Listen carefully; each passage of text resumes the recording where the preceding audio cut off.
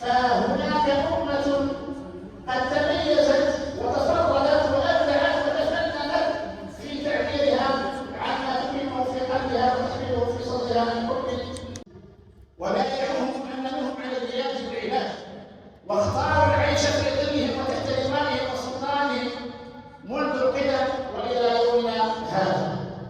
فحب المغاربة أيها الإخوة الكرام، حب المغاربة وتعلق المغاربة برسول الله صلى الله عليه وسلم وآل بيته وأصحابه الكرام واضح، نعم واضح ولا يضاهي شيء، بل هو أمر اختلط بدمائهم وامتزج بأنفاسهم.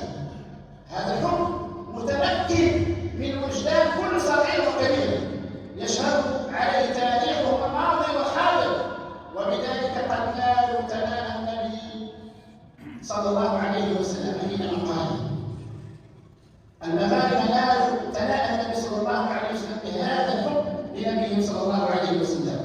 قال صلى الله عليه وسلم في الثناء على من يحبه خاصة في هذا العصر: من أشد أمتي لي حبا ناس يكونون بعدي يود أحدهم لو رآني بأهله وماله. من أشد أمتي لي حبا ناس يكونون بعدي يود أحدهم لو رآني بأهله وماله.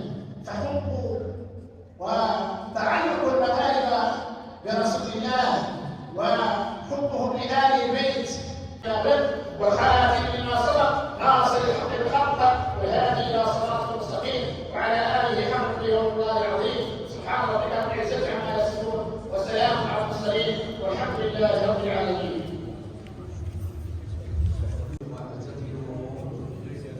استووا واعتدلوا وتراصوا يحمد الله. الله أكبر.